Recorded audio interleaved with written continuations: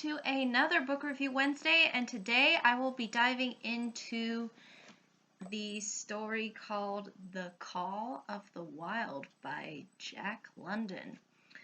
This is an interesting book because it focuses on something that usually isn't really discussed, at least in a lot of stories, although there have been some that I think focused on sort of similar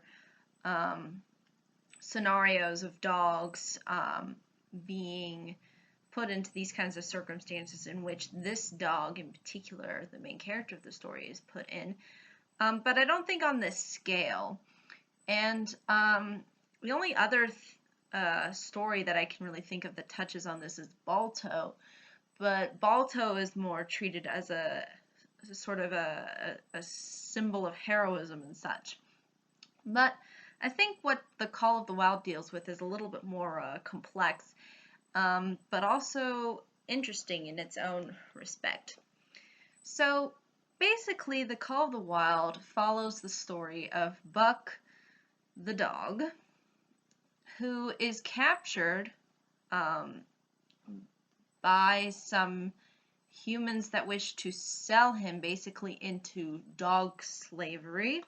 And basically, dog slavery, at least back in the day in which this story takes place, was basically dogs pulling the sleigh, because they use dogs as a large part of their transportation in order to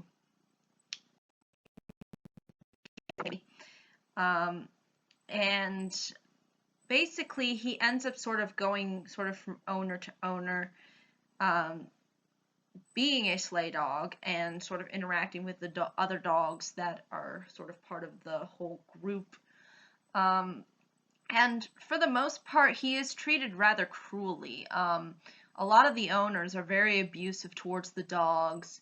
They really push them to the limit, so to speak, and really make it so that it's very difficult for the dogs to, I guess, really recover fully, because they get so tired from basically being the transportation and going through all the tough terrain, that it just takes a huge toll on them physically. And you really do see that emphasized within the story. And I think that's really something that I think a lot of people can personally identify with, the whole idea of struggling and of suffering and such. I think that's something that people can kind of identify with. And this is definitely not a book for the faint of heart who do appreciate animals. I will say that they do a lot of horrible things to these animals, so I mean, it's not like as grotesque, but at the same time it's pretty cruel. So if you are an animal lover, this will probably be a little hard for you to read. But if you're just kind of a little bit more neutral as far as animals are concerned, and you're open to kind of understanding the whole story behind what these animals go through, then I think you could probably get a certain amount of value out of this story. And also, it's actually not too long, which is also, I guess, a good thing. It's a little under 200 pages.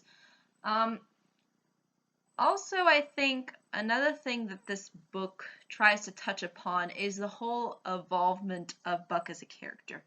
Because he starts out as a domesticated dog because he's taken care of by a family, in particular a judge.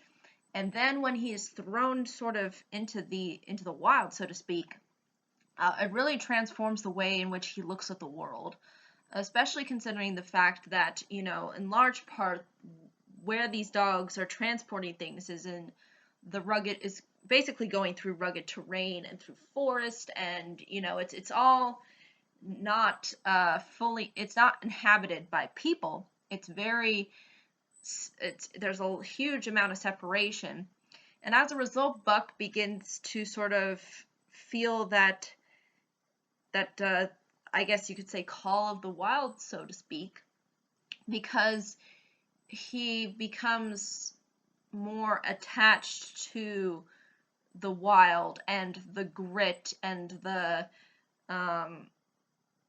and the constant need to survive. The constant uh, rush, I guess, is something that Buck slowly kind of ends up gravitating towards throughout the story, because he's put in these very harsh circumstances, and he sort of develops this very strong,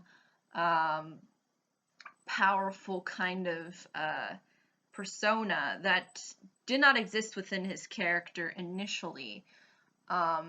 And even though he gets to certain points where he's on the breaking point, he always keeps on going. And then eventually it just sort of he naturally just evolves into the wild, so to speak. And I won't give away as exactly how he does that or the circumstances that lead him to becoming more of a less domesticated dog, and what he ultimately sort of chooses to live at the end of or how to live at the end of the story. But that's, I think, another important thing to emphasize is the fact that he evolves gradually throughout this story, and it sort of kind of plays with his mind a little bit. But this is not told through Buck's perspective, actually. This is sort of the author himself writing. It's not done through anyone else's point of view. But it really does focus in on Buck as the main character, and really the character that we spend the most time with, and who is really the focus throughout the entire story. So yeah, if you really enjoy this kind of grit, this very rugged kind of persistence, and that a lot of the times I think, people who've explored the wild sort of end up developing. Like if you're a big fan of hiking and going off in the wilderness and such, I can see this being a huge draw for those kinds of people, and people who enjoy hearing kinds of stories that are sort of related to the wild or nature and such. And this book does focus in on that. So yeah, those are really the things that I think really ultimately made this book stand out for me. But if you have any questions, comments, concerns, I'd be more than happy to answer them. But I think that's really ultimately all I can say about this book. Thank you so much for watching. I hope you all have a pleasant day, week, month, and year, and I hope to see you all in the next video. Take care. Bye-bye.